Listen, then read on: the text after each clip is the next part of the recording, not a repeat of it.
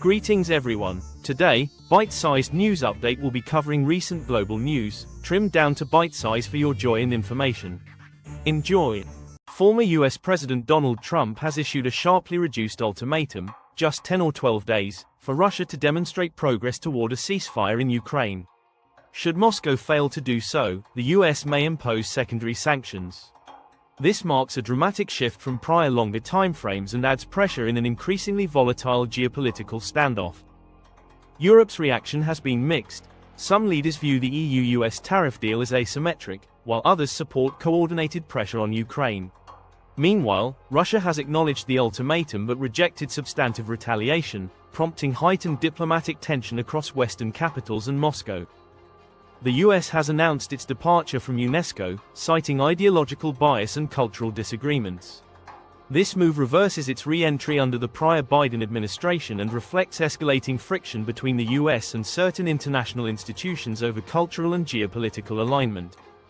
This policy shift is part of a broader trend in US disengagement from global agencies, including criticism of UNESCO for perceived anti-Israel bias. This development may weaken the multilateral cultural and scientific cooperation framework and shift global soft power dynamics significantly. The UN has warned that Gaza is enduring an epic humanitarian catastrophe, with widespread famine and malnutrition, especially among children. Israel's blockade and severely restricted aid deliveries have intensified the crisis, even as reports indicate over 60,000 Palestinians have been killed since October 2023. International pressure is mounting. UK PM Starmer threatens recognition of Palestinian statehood unless aid access improves, while humanitarian groups argue that airdrops are insufficient and that only sustained land-based assistance and cessation of hostilities can avert mass starvation. Violent clashes erupted along the Thailand-Cambodia border in July, resulting in fatalities and civilian displacement. Acting statements from Thailand warn the conflict could escalate into war, while international actors, including Bangladesh and China, urge restraint and dialogue to avoid broader regional instability. Bangladesh welcomed a ceasefire announcement, and regional powers called for both sides to respect international law. India issued safety advisories for its citizens in Cambodia as tensions continued to mount amid inconsistent boundary enforcement and historical grievances. Since June 2025, widespread wildfires across southern Europe, from France to Turkey, have caused at least 6 deaths, injured over 100, and forced more than 57,500 evacuations.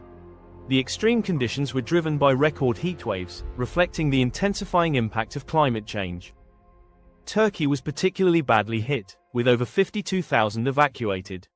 These crises demonstrate growing vulnerabilities in Mediterranean ecosystems and urban areas, prompting calls for stronger adaptation and emergency response systems across EU and non-EU countries alike.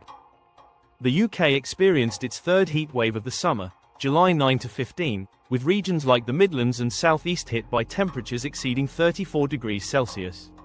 This led to hosepipe bans affecting millions of residents, and a formal drought declaration across multiple regions by mid-July.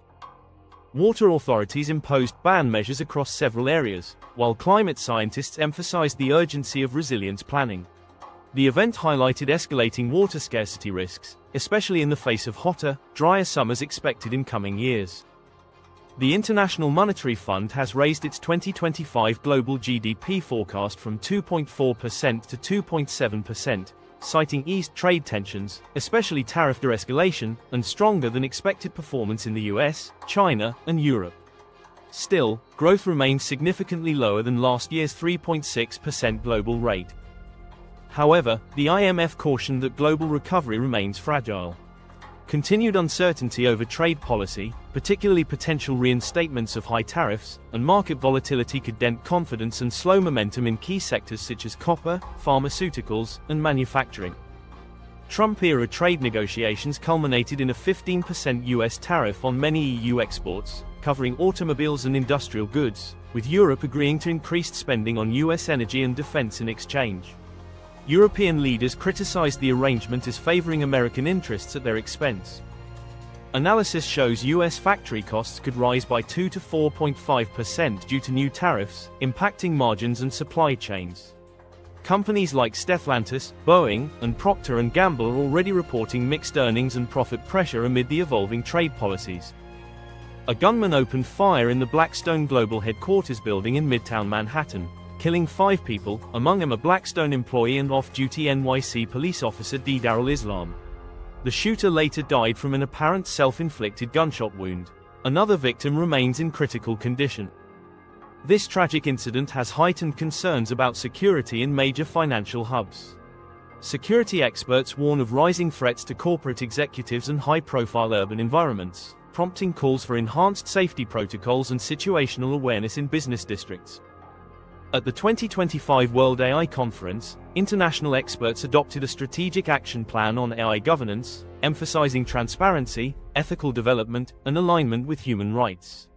The closing meeting highlighted global coordination on artificial intelligence policy standards. Bridging science and policy, the conference outcomes aim to set the stage for institutional frameworks that ensure AI's benefits are broadly shared, while mitigating disparity and misuse. Governments and industry are urged to adopt principles that encourage equitable and secure technological advancement. This has been your news updates for today, and thanks for tuning in. If you enjoyed, please consider subscribing, and see you next time.